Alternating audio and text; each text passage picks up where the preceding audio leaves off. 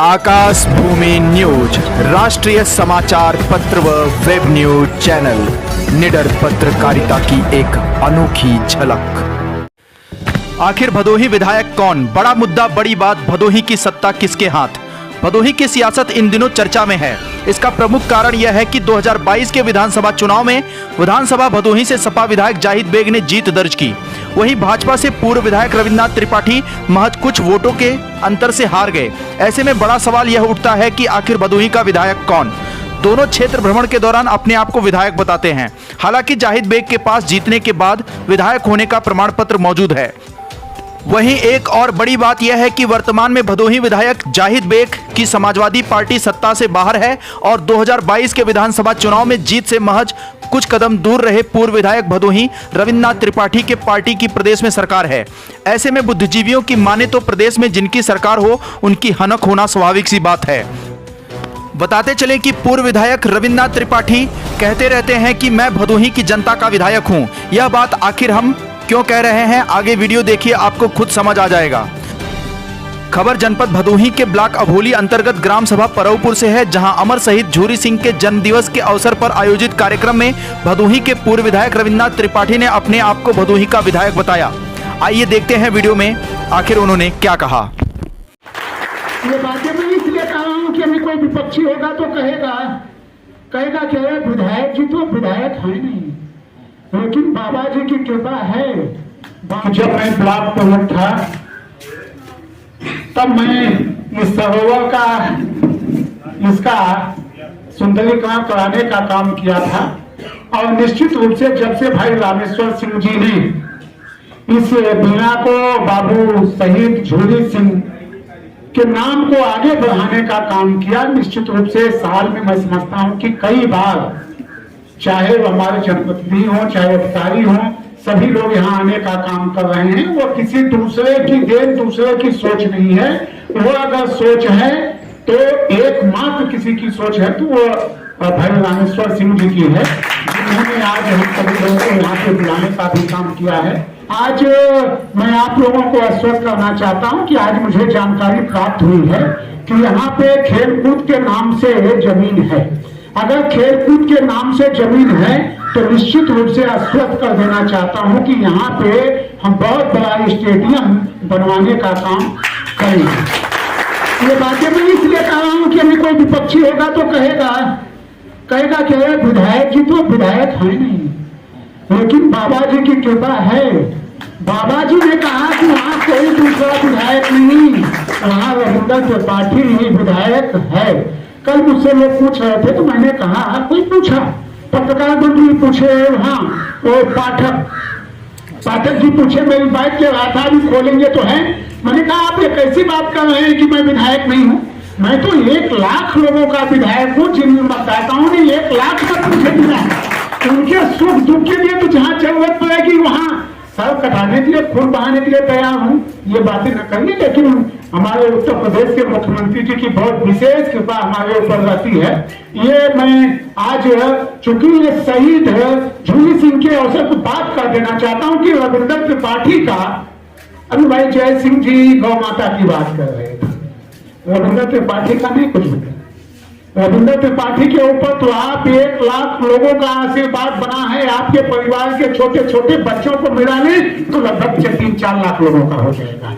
लेकिन दुर्भाग्य था, मुझे कहने में संकोच नहीं है, मैं अभी कुछ दिन पहले लखनऊ गया था तो ब्रजेश पाठक के भाई जी ने मुझे बुलाया और वो लिस्ट दिखाया जिसमें हमारा नाम था 3रे नंबर पे। तो विधायक जी आपका पहले ही तय हो चुका था कि भदोही से और पूर्वांचल से ब्राह्मण चेहरे में अगर कोई मिनिस्टर बनेगा तो वो रविन्द्रनाथ त्रिपाठी बनेंगे, ये आपका नाम है। ये कहकर के उनको आंसू आ गए। उन्होंने कहा चलिए, भदोही की महान जनता थी, गए। जय सिंह बात कर रहे थे गौ माता की ना, अब बात आई है तो जरूर कर दूंगा। गौ माता की हम लोग पूजा करते हैं ना, गौ माता को जब तक हम आहार नहीं दे देते हैं, घर में भोजन बनता है तो 1 रोटी पहले गौ माता को खिलाते हैं ना, हिंदू लोग। लेकिन कुछ ऐसे भी हिंदू हैं, एक जात बिरादर की बात में नहीं करता। वो तो भाई उनको कुछ भी कहिए, उनको तो केवल बस ये कहीं बात दिखाई देगी। लेकिन ऐसे भी कुछ ब्राह्मण, क्षत्रिय, कुछ और ऐसे लोग हैं, वो कहा गया ना कि जयचंद, कुछ ऐसे भी जयचंद समाज में हैं कि जो गौ माता की हम लोग पूजा करते हैं।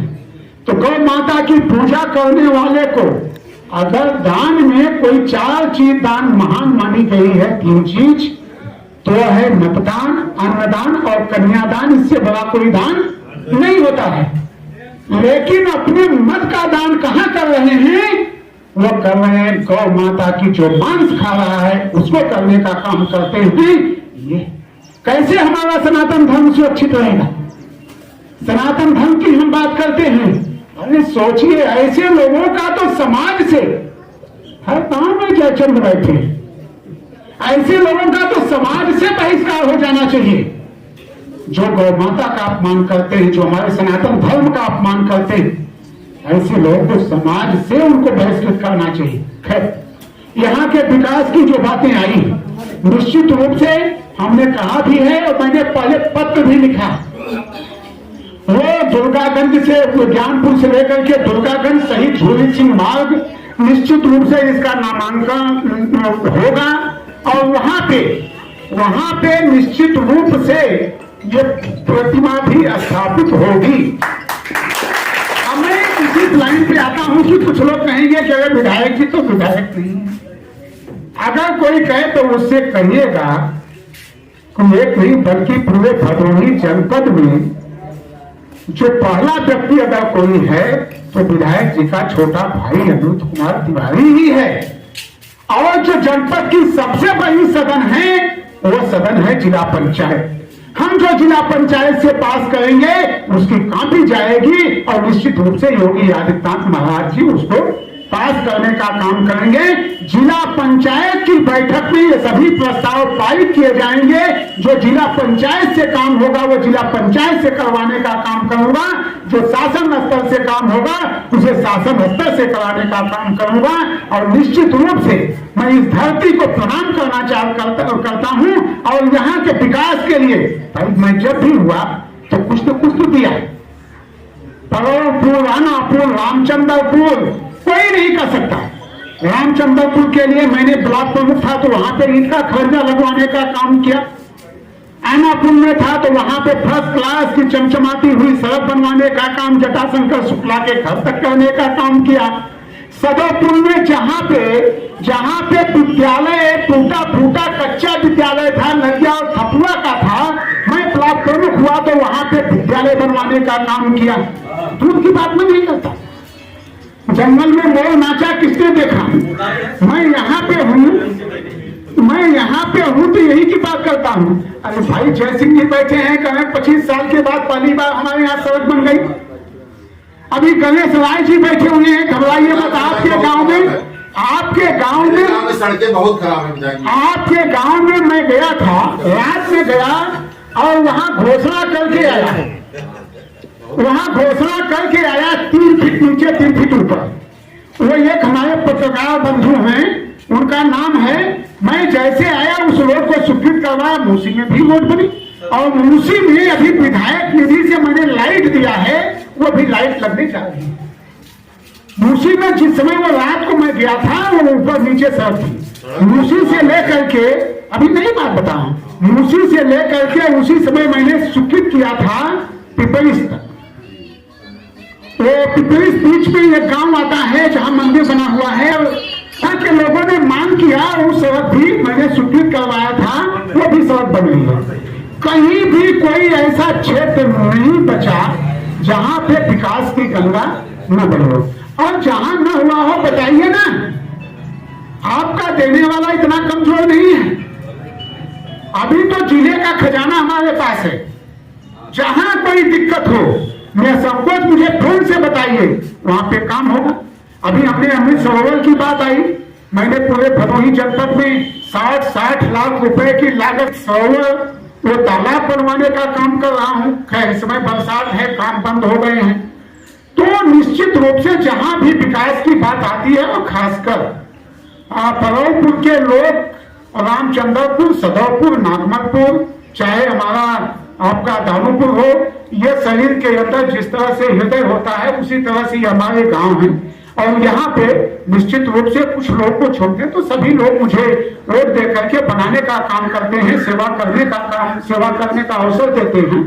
तो ये बातें हैं और निश्चित रूप से जो आज मैंने घोषणा किया है कि अगर यहाँ पे खेलकूद मैदान के लिए खेलकूद के नाम से जमीन है तो यहाँ पे निश्चित रूप से फर्स्ट क्लास का स्टेडियम बनकर के तैयार होगा।